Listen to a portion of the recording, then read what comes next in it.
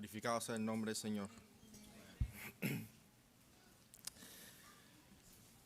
La enseñanza del día de hoy se encuentra en Génesis, capítulo 11. Y los primeros 8 versículos narran uno de los eventos más conocidos en la historia de la Biblia y en general en la historia del mundo. Uno de los eventos que más impacto tuvo en la tierra tal y como la conocemos.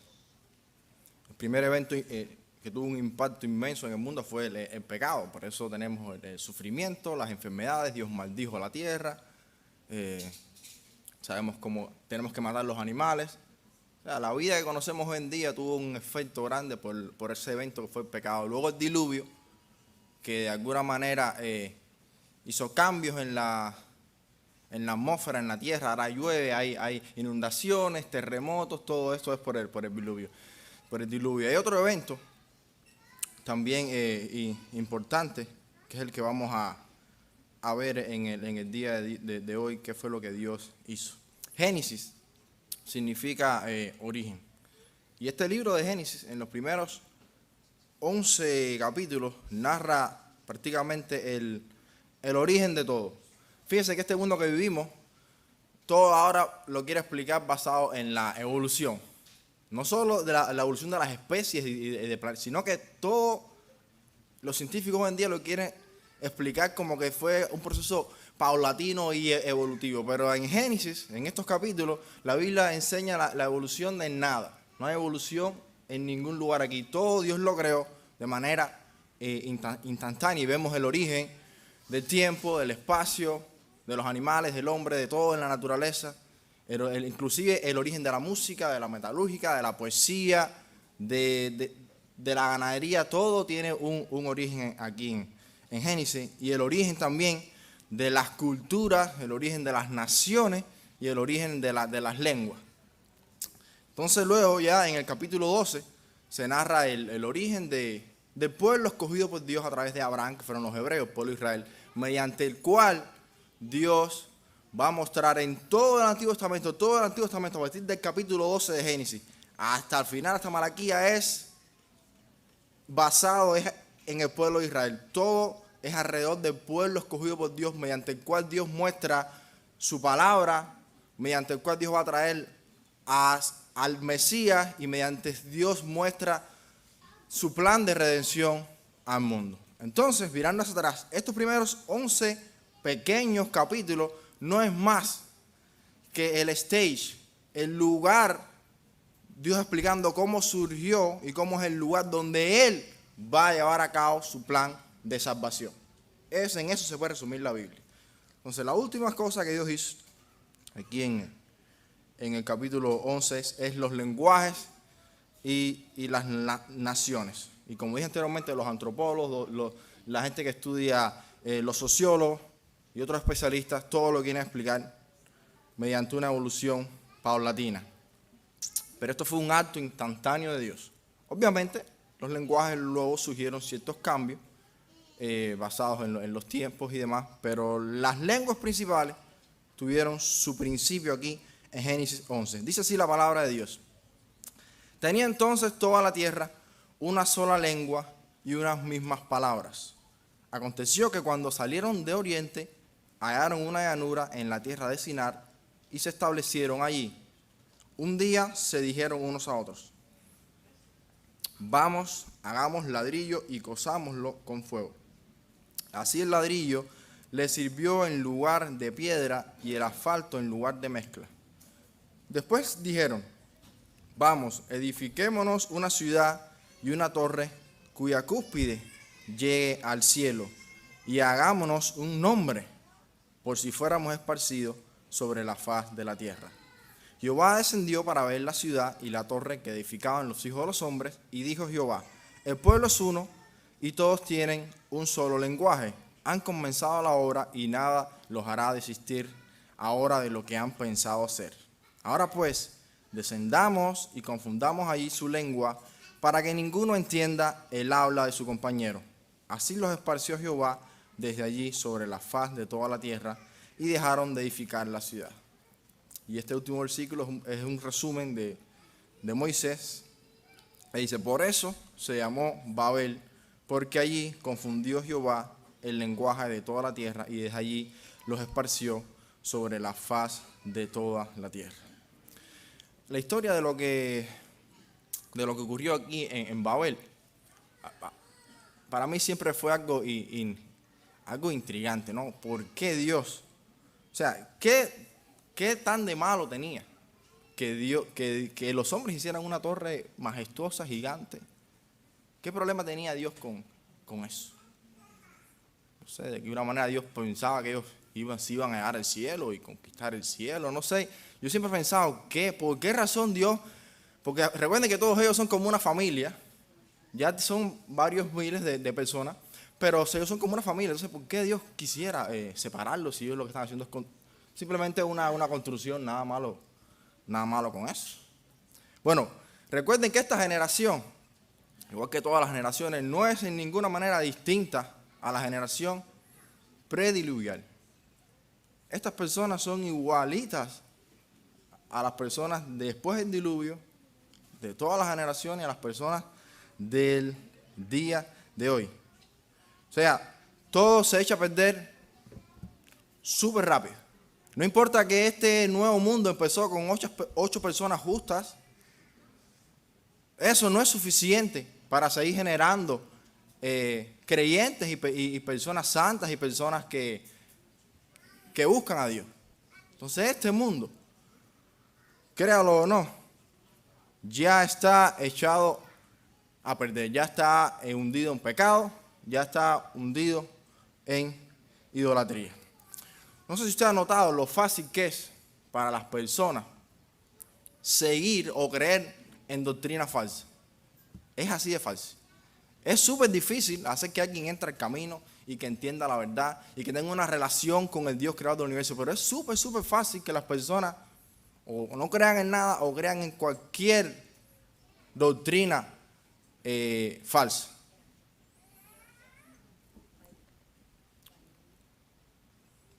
Y es un trabajo inmenso de Dios hacer que alguien crea.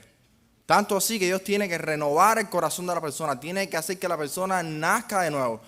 Lo que me hace a mí pensar que, como dice la Biblia, el corazón que tiene el hombre está siempre insensible a la palabra de Dios. Siempre está indispuesto a la conversión.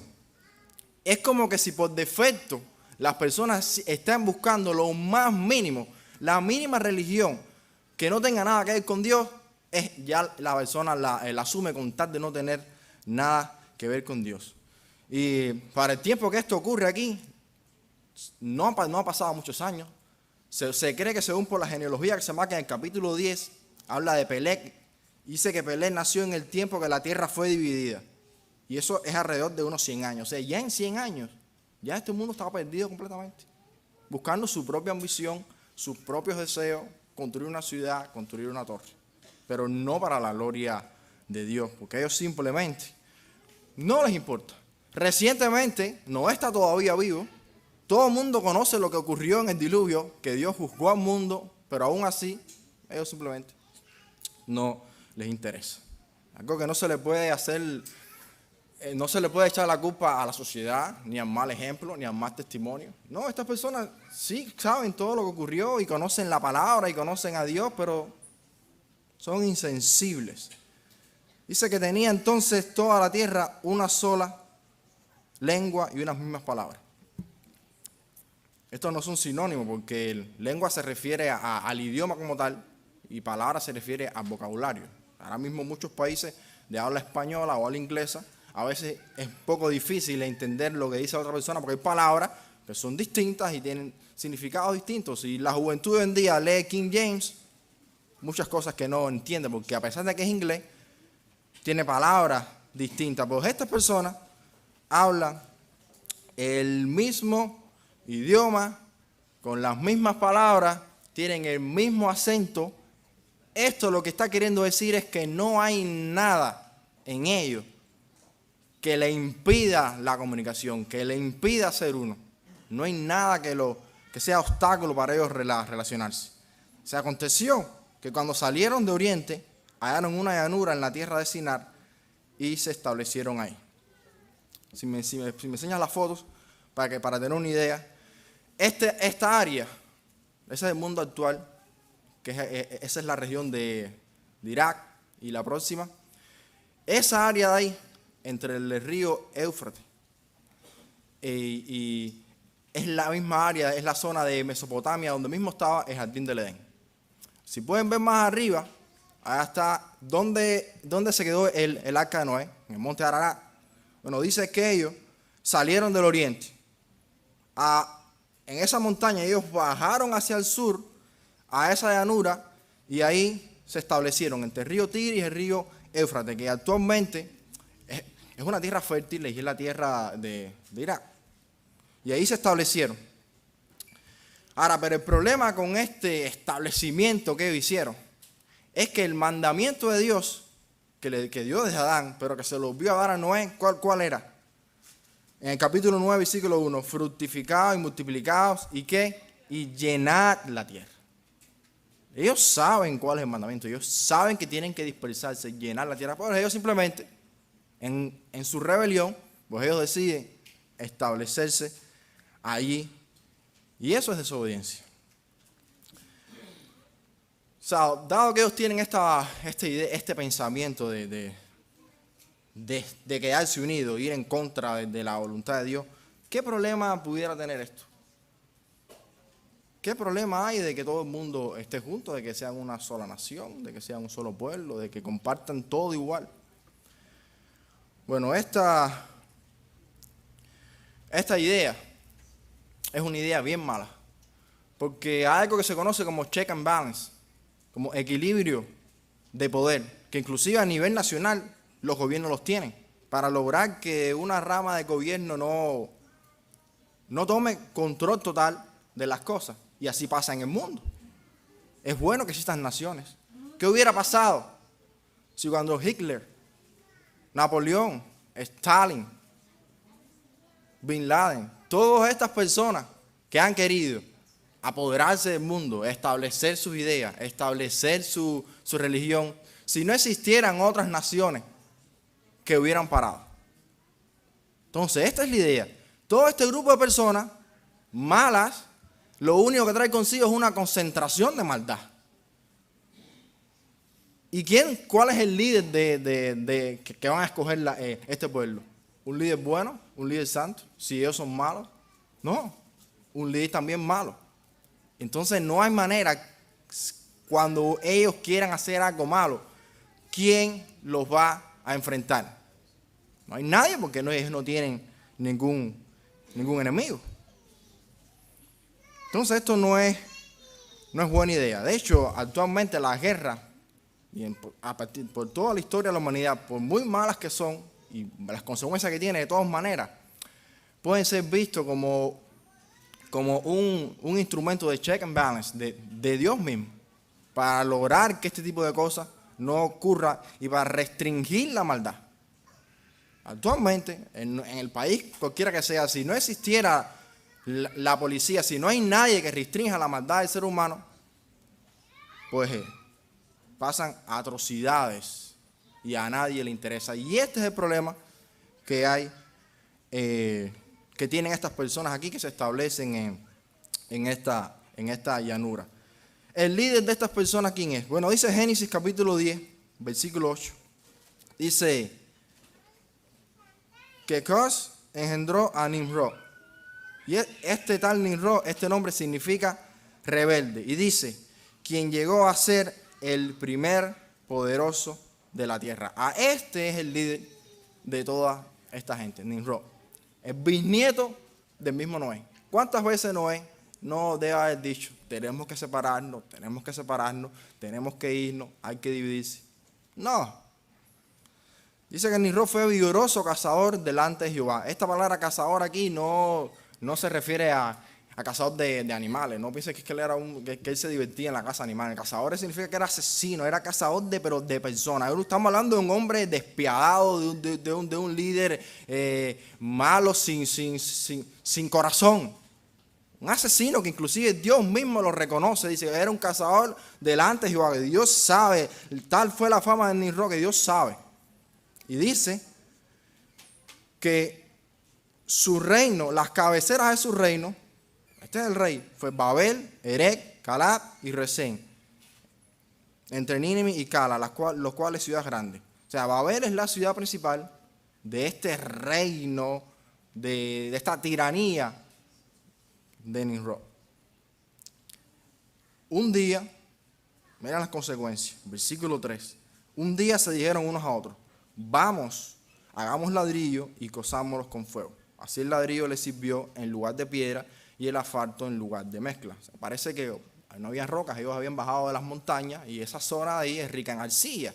Arcilla es esa tierra con esa sal, esos minerales rojos que puedes hacer ladrillo. Pues ellos dicen, bueno, aquí mismo tenemos todo, hagamos ladrillo y construyamos. Dijeron, vamos, edifiquémonos una ciudad y una torre cuya cúspide llegue al cielo y hagámonos un nombre por si fuéramos esparcidos sobre la faz de la tierra. Ellos lo tienen todo pensado ya. Ellos van a construir una ciudad, una torre y ellos se van a hacer de un nombre. Una ciudad. ¿Una ciudad para qué? ¿Cuáles son las intenciones de ellos? ¿Es una ciudad para hacer un templo a Dios? No, una ciudad esta no es para Dios. Es para la gloria de ellos mismos. Esta misma mentalidad fue la que después heredó el rey Nabucodonosor. Que cuando construyó la gran Babilonia, que dijo, no es esta la gran Babilonia que edifiqué yo para casa real, con la fuerza de mi poder y para la gloria de mi majestad. Esta es la idea de la ciudad del hombre. Satisfacer su orgullo, su grandeza. Y una torre. Bueno, la construcción de una torre aquí viene siendo el problema, el foco principal. No pareciera que no tiene mucho sentido, porque normalmente las torres se edifican para ver cuando viene el enemigo, para tener una vista de los alrededores de la ciudad. Pero aquí no hay ningún enemigo. Ellos son un solo pueblo. ¿A quién ellos quieren vigilar? Y dice, edifiquémonos una torre cuya cúspide llega al cielo. También es poco probable que ellos se estén refiriendo literalmente a que la torre llegue al cielo, porque ellos no son tan tontos. Ellos obviamente saben que ellos no pueden llegar al cielo. O sea, no piensen que esta gente, porque vivió en los principios de la creación, ellos son inteligentes. Entonces, no se refiere a esto. Lo que pasa es que en la traducción se pierde un poco la idea, ¿no? Porque realmente lo que está diciendo es una torre cuya cúspide conecte con el cielo. O sea, está hablando de una conexión, pero no es necesariamente una conexión literal. ¿Qué tipo de conexión ellos están aquí? ¿Qué quieren? Ellos quieren una conexión con los dioses. Esto está hablando de algo espiritual, porque ya ellos están adorando dioses falsos. Entonces ellos quieren una torre que los conecte con lo celestial, con lo espiritual. Esa siempre es la primera estrategia de Satanás. Lograr que la oración que el ser humano tiene que darle a Dios, porque es un deber y porque Dios la merece, Satanás simplemente lo cambia a la oración a Él. A través de demonios, a través de nombres y dioses falsos. Que adoren a cualquier cosa menos a Dios. Actualmente se han descubierto, si me enseñas las demás fotos, se han descubierto, hay unas torres que abundan mucho en esa zona. Y son las ziggurats. Son torres religiosas. Esos son los templos que ellos tenían por toda esa zona. Todas las ciudades grandes, en ese imperio de Babilonia viene de Babel. Es la misma área, son las mismas personas. Y en Babilonia había muchísimos templos llamados ziggurat. Y esta es la idea de esa palabra. Un lugar que nos conecte con Dios. Entonces esto tenía forma como una escalera. Y era la idea que por ahí supuestamente subían y bajaban los dioses. Y inclusive actualmente todavía hay hay una que está bastante conservada, que inclusive los soldados de Irak le hicieron como una estructura para protegerla. Y esas son las torres. La torre que se refiere aquí la Biblia. No es que era muy alta ni que era al cielo, es que de esa manera era. El ser humano sabe que siempre necesita religión de alguna manera. Entonces ellos tienen una ciudad, ellos están unidos, ellos te van a hacer de un nombre, pero ellos necesitan algún tipo de conexión religiosa. Y estas son las torres, la torre que ellos están creando. Ahora, según dice Apocalipsis 17, la mayoría de las religiones, porque aquí en Babel es donde surgen las religiones. Este es el principio de todas las religiones falsas, nacen ahí. Y dice claramente en Apocalipsis 17 que la mayoría de las religiones paganas tuvieron sus inicios ahí en Babilonia. Porque dice que es la madre de todas las religiones abominables a Dios. Y se cree, la mayoría de los teólogos creen, que la religión que surgió ahí es lo que está relacionado con la astrología y los signos del zodiaco. Nosotros conocemos lo que son los signos del zodiaco. Esa relación de la personalidad al tiempo que naciste y las estrellas, y de alguna manera esto determina tu destino. Esta religión de la astrología, tal y como la conocemos hoy en día, surgió en Babilonia. Lo puedes buscar en internet, fueron los caldeos los que inventaron esos 12 signos que ahora tal vez la persona es de lo más entretenido y yo soy esto y Aries y lo otro. Eso tiene sus inicios paganos desde Babilonia. Es la religión de la astrología. El hombre inventa, es lo que digo, cualquier cosa que se les ocurra, pero que no tenga nada que ver con Dios, ya por ahí se hace religión y las personas pasan su tiempo en esto. Esta cultura, estas religiones, luego se pasaron también a los egipcios.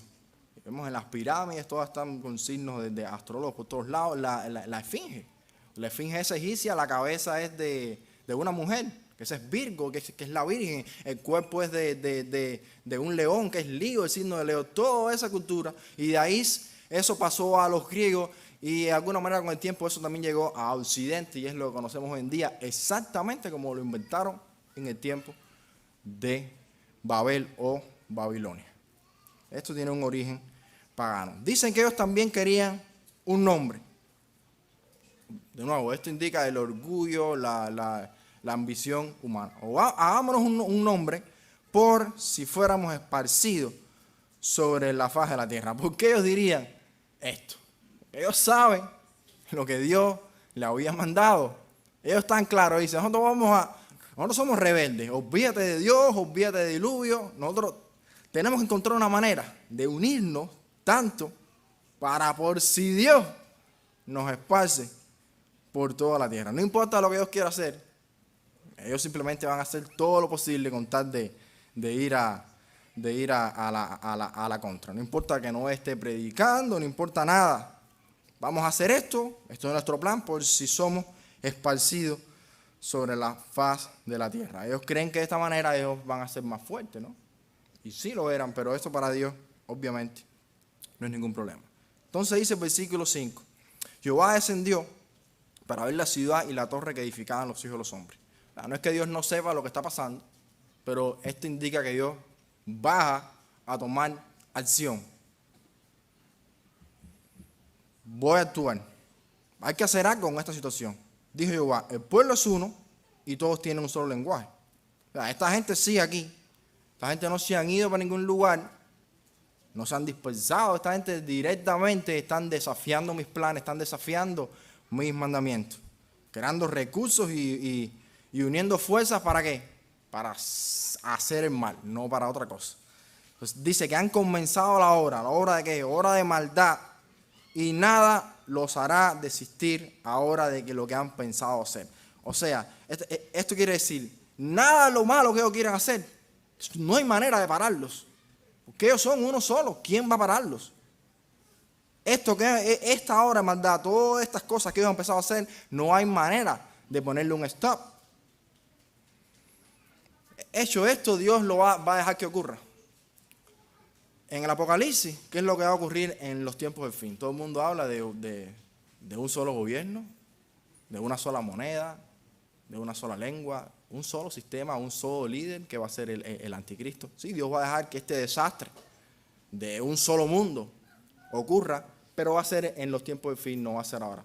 Desde hace años ya que el mundo, con el problema de la ONU y todas esas cosas, han querido y tienen muchos planes e ideas de unificar al mundo, porque fíjense, Satanás lo que quiere es virar a esto que tenía en Babel, porque es más fácil de esta manera adoctrinar a las personas en una religión falsa, controlar a la gente. Cuando todos están juntos, cuando son uno solo, la división a Satanás no le conviene. Entonces él siempre ha intentado volver a este principio que había en el tiempo de la Torre de Babel, y lo ha intentado con todos los líderes estos mundiales que han querido conquistar al mundo.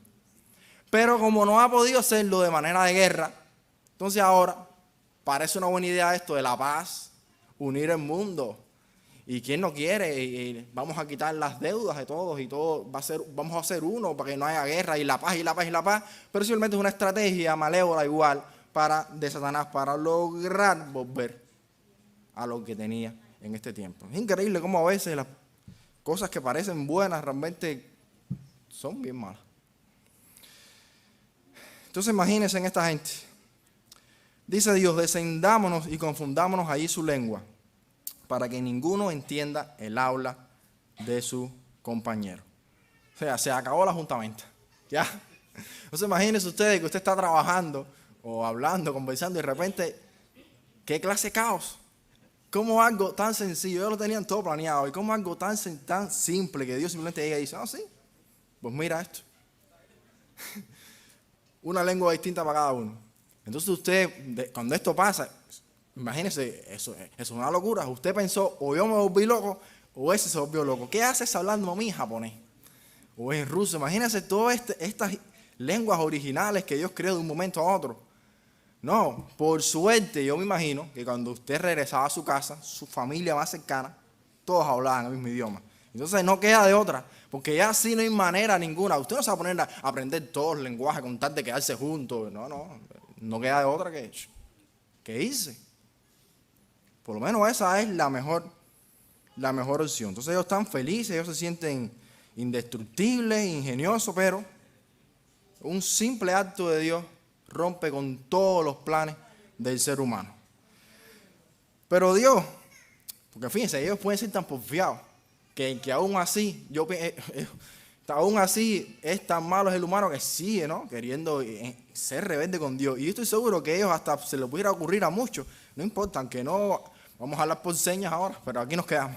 Aquí nos quedamos. Dios, para ponerse más difícil, hace algo más. Dice el versículo 8. Así los esparció Jehová desde allí sobre la faz de toda la tierra. O sea, la palabra aquí, así, da la idea, ¿no?, de primero, no está en el original. Así es un agregado que se pone para que la gente entienda más o menos. Pero de alguna manera yo pienso que el mensaje se cambia. O que puede haber sido así, pero lo que quiero decir es que no lo dice. Cuando tú pones así, los dispersó Jehová, te da la idea de que fue como consecuencia de la confusión de las lenguas. Como no se entendía, ellos se dispersaron ellos mismos, pero no es lo que está diciendo. Yo personalmente creo que Dios literalmente los movió del lugar. Dios literalmente los cambió de lugar. Y esto la gente dice, no, pero eso es imposible. Pero si tú crees Génesis 1:1, que tú no que va a ser imposible o que no va a tener sentido. Entonces yo sí creo que Dios, como dice en el hebreo literal, dice, y los esparció Jehová desde allí sobre la faz de la tierra. O sea, no hay relación alguna de la confusión de lengua a la dispersión. Puede haber sido que se hayan dispersado solo, no lo dice así, pero yo personalmente creo que Dios, para ponérsela más difícil, Él mismo literalmente los movió a donde Él quiso, porque ellos no se quieren ir, pues yo los muevo del lugar. Entonces dice el resumen de Moisés.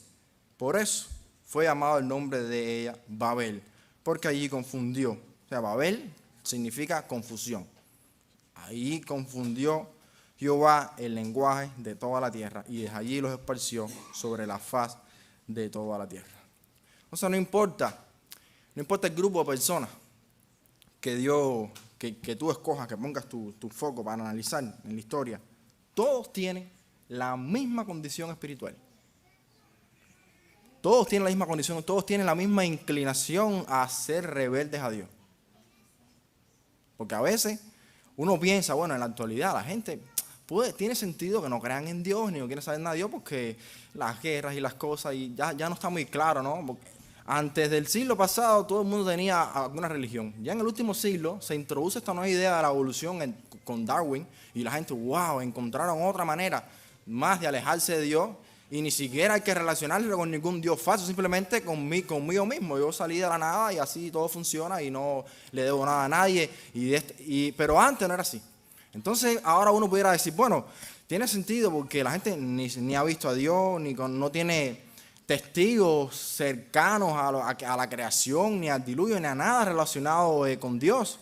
Pero es que eso no tiene nada que ver. Las personas no se alejan de Dios y no buscan a Dios, no porque el testimonio no sea verídico, ni porque no tengan pruebas. No, teniendo la prueba ahí de primera mano de sus propios padres, haber visto el diluvio, el juicio de Dios, igual las personas eligen siempre la rebelión.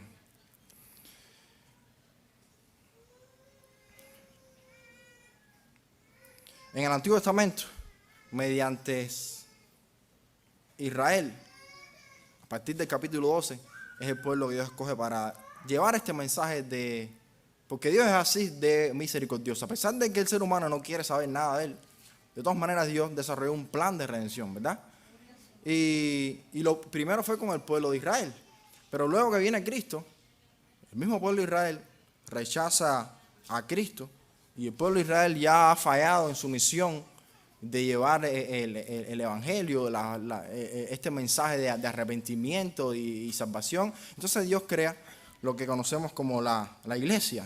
Y desde entonces la iglesia ha sido la encargada de llevar este mensaje a las naciones. Imagínense que Dios pone a un lado temporalmente al pueblo de Israel, a los judíos temporalmente.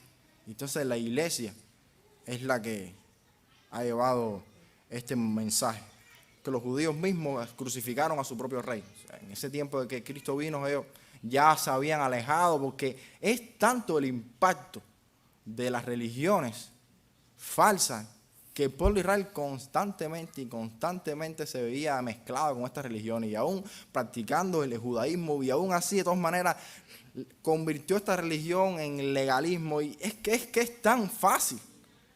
Por eso a veces nosotros nos sentimos tan privilegiados de conocer a Dios y de entender la gracia y la salvación, porque es tan fácil, tan sencillo, que aún teniendo la palabra ahí, las personas, el instinto humano, siempre convierte la religión verdadera en una religión humana. Siempre.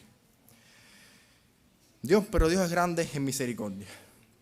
A pesar del rechazo humano, en todas las generaciones, usted lee la Biblia y en todas las generaciones dice que Dios siempre se ha reservado un remanente. Siempre se ha reservado un remanente escogido por gracia. Y eso hace que el corazón de nosotros se resalte de alegría, porque nosotros somos ese remanente. Dios nos ha traído. Y se nos hace a veces difícil, ¿no? Yo siempre le digo a las personas cuando me dicen, no, porque que tu creencia, yo solo te digo algo, yo sin Dios no puedo vivir. Es algo que tú lo sientes así. Tú sientes que es fácil amar a Dios. Es fácil amar a Dios, porque Dios te amó primero y tú no te puedes imaginar tu vida sin Dios. No tiene sentido la vida sin Dios. Caminar este mundo sin Dios, ¿qué propósito tendría eso? Pero esto es algo que Dios nos ha puesto, Dios nos ha abierto nuestros ojos para ver esta gran verdad y creer y amarle. Esta generación de Babel, ellos querían una ciudad para su deleite. Ellos querían una torre que los conectara con lo celestial. Ellos querían un nombre. Pero ellos no tuvieron nada de esto. Y el mundo, por mucho que persista en sus planes, nunca va a obtener esta idea de felicidad que ellos están buscando, ni en ciudades, ni en nombres, ni en conexiones con seres celestiales. No existe. Pero la promesa, sin embargo, para los creyentes es lo opuesto. Nosotros sí vamos a obtener todas estas cosas. Y la Biblia nos habla de una ciudad con ¿qué? Con calles de oro, un mar de cristal, donde no va a haber enfermedades, donde todo va a ser felicidad. Y dice también que vamos a tener un nuevo nombre que nadie conoce. Y la torre, esa conexión con el cielo dice que va a ser el mismo Cristo, el Dios va a estar ahí con nosotros para siempre. Uno de estos pasajes en Apocalipsis 3:12 dice: al que venciere, yo lo haré columna en el templo de mi Dios. Y nunca, esto no es temporal, y nunca más saldrá de allí. Y escribiré sobre él el nombre de mi Dios y el nombre de la ciudad de mi Dios, la nueva Jerusalén, el cual desciende del cielo de mi Dios, y mi nombre nuevo. Es algo que es sellado, es que es algo que va a ser, no va a salir nunca de ahí, y esta ciudad, esto va a ser para siempre. ¿Cuánto anhelamos nosotros ya estar en esta nueva Jerusalén? Y disfrutar ese regreso de Cristo y ser una sola nación y tener un mismo lenguaje y tener un mismo Dios. Ese es el deleite, ese es el anhelo del corazón del creyente. ¿Y cómo termina la Biblia? Apocalipsis 22:20. ¿Quieres que Cristo venga? Pues dice: el que da testimonio de estas cosas dice: ciertamente vengo en breve. Amén. Sí, ven, Señor Jesús. La gracia de nuestro Señor Jesucristo sea con todos nosotros. Amén.